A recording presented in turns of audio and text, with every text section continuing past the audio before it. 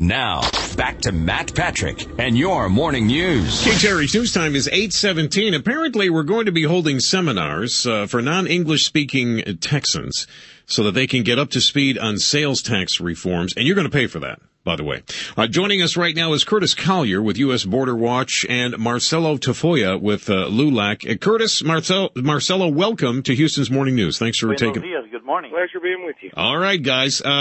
Marcelo, let me start with you. Yes, sir. So I'm supposed to use some of my tax dollars so non-English speaking folks can get up to speed on sales tax reforms. Why don't they just learn how to speak English? Well, I think, first of all, you're very, very wrong. It's not us paying the taxes, they are paying the taxes. Because as business people or as people who buy goods, in fact, if you look around, most of the new trucks are bought by undocumented, and they pay a lot of taxes on that. So really, in essence, they are paying for what they're getting. So, yes, sir, go ahead. So you're okay with undocumented illegal aliens is what they are. I mean, let's call them what they are. No. I'm sorry to correct you. There's no such thing as an alien. An illegal immigrant. Is that okay with you? That's fine. Okay, but the first word is the most important to me anyway. They're here in this country illegally, and so tax dollars. I don't know how you differentiate between my tax dollars and taxes from an illegal alien. I mean, how do you stipulate? There you go again with the alien part. Yeah. The only alien I ever saw is in a box in Roswell, New Mexico, and he's made out of wax. Let me go to Curtis here real quick, Marcelo. Well, we'll get quickly through that illegal alien. According to the United States Department of Justice and the United States government, they are considered illegal aliens according to the documents of the United States government. But getting past that, the government, state of Texas or the federal government, should not be using any tax dollars, one, to support illegal aliens, but two, whether they're illegal aliens or they're only Spanish-speaking legal documents, the American government in the state of Texas should not be paying for a particular program for a particular ethnic group. It should be open to everybody. All right. I mean, I'm a business owner myself, and the state of Texas has not contacted me to come to a seminar to learn the new tax policy. So why would they do something for people who, according to LULAC, are undocumented? It just makes no sense. It's things like this that build resentment between the groups, and is the exact reason we cannot get a solution to this problem, because the government keeps on shoving stuff down at the American citizens' throat, just like this, and the American citizens have enough. We've paid enough for people that's illegally in this country. And Marcelo, I want to give you a chance, Marcelo, to First of all, let me Marcelo, if you hang on for me real quick, guys.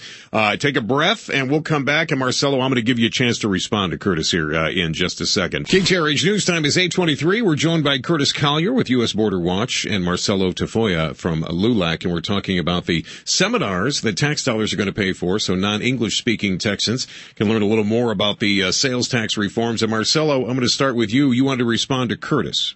Yes, Curtis. First of all, if you realize that in the state of Arizona, last year alone, they lost $82 billion in taxes due to the exit of the undocumented there. And that's only one example of the amount of taxes that the undocumented pays annually. And in the state of Texas, that should be almost double. Now, number two, the fact that the U.S. government doesn't even understand their own English language is not my fault when it comes to aliens. But also, if you want to get down to the nitty-gritty, is that most of these people come from a country that their system of doing business is completely different than ours, and that's why we must, in one way or the other, teach them the correct way so that you do get your full amount of Marcelo, why don't your full amount of services that deserves. Why don't illegals become legal? I mean, instead of they are trying. Let me tell you right now, we have lawyers here in Austin, Texas, that have over 1,000 applications that the federal government has not been able to process, and that's only one friend of mine that's an attorney. And he showed me 1,000 files that he has filed with the U.S. government that has not processed their papers. Now, the lack of being able to do that seems that you're saying, well, they're not doing it. They are doing it. They are going to classes and learning English. They are going to do their processes.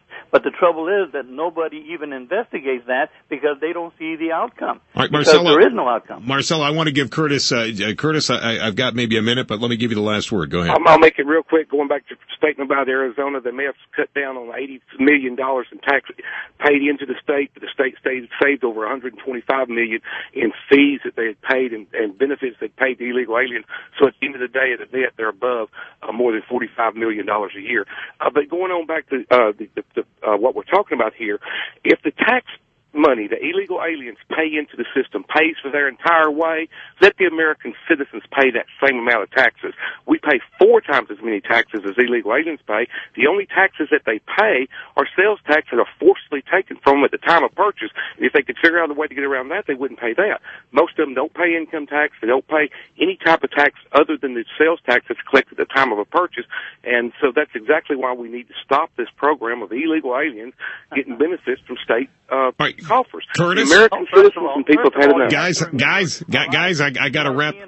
Guys, I got to wrap it up. Businesses that do not, that they do collect. Guys, I gotta wrap it up. I want to thank Curtis Collier and Marcelo Tafoya. Obviously, this is a discussion that will continue on for some time to come, but I want to thank them both for joining us here this morning.